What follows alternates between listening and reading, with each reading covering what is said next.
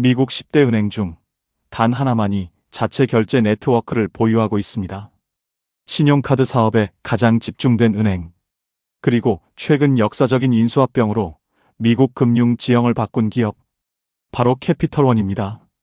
캐피털원은 미국 자산 기준 10대 은행 중 신용카드 사업에 가장 집중된 은행입니다.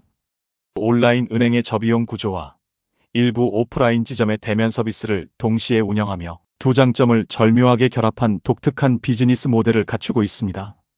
그런데 캐피털원에는 다른 은행과 구별되는 한 가지 독특한 점이 있습니다. 바로 카페입니다. 일반적인 은행 지점이 아닌 커피숍과 은행이 결합된 형태의 공간을 운영하고 있습니다. 혁신적인 금융 서비스와 고객 경험을 동시에 추구하는 이 회사의 철학이 담긴 공간입니다. 그리고 최근 캐피털원은 업계를 뒤흔든 결정을 내렸습니다. 디스커버 파이낸셜을 인수한 것입니다.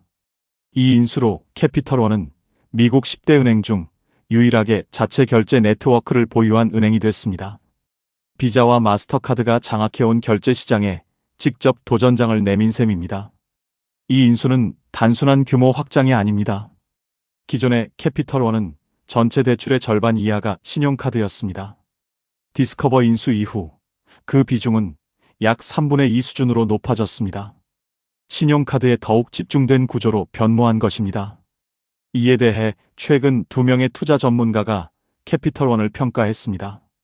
미국 최대 투자 미디어 모틀리 풀의 베테랑 분석가 제이슨 홀은 7점, 매트 프랭클은 6점을 부여했습니다. 높은 점수가 아닌 이유는 분명합니다. 신용카드 업계가 현재 강한 역풍을 맞고 있기 때문입니다. 미국 정치권에서는 신용카드 이자율 규제 입법을 추진 중입니다. 트럼프 행정부를 비롯한 여러 정치 세력이 신용카드 금리의 상한선을 두려는 움직임을 보이고 있습니다. 신용카드 사업이 핵심인 캐피털원에게 이는 직접적인 위험 요소입니다. 그럼에도 불구하고 제이슨이 7점을 준 이유가 있습니다. 캐피털원은 과거에도 이런 논란을 여러 차례 겪어왔습니다. 신용카드 금리가 높다는 비판은 어제 오늘의 이야기가 아닙니다. 그리고 그때마다 이 회사는 살아남았습니다. 또한 고객 경험 측면에서 캐피털원은 높은 평가를 받고 있습니다. 사용하기 쉬운 앱 인터페이스, 직관적인 서비스 설계. 이것이 단순한 부가 요소가 아니라 실질적인 경쟁 우위라는 점에서 전문가들은 이 회사의 사업 경쟁력을 긍정적으로 봤습니다. 경영진 평가에서는 두 전문가 모두 높은 점수를 주었습니다.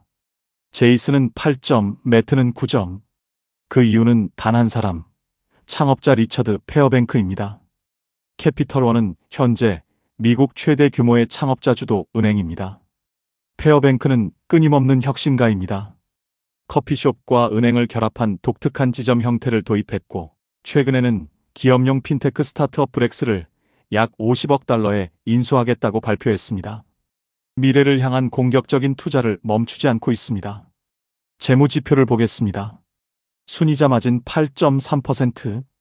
캐피털원의 순이자 마진은 금리가 높은 신용카드 대출로 일반 은행들의 주택담보대출이나 기업대출보다 금리가 훨씬 높아 구조적으로 마진이 높게 나오기도 하지만 약 3% 이내의 다른 대형 은행들이 부러워할 수준입니다.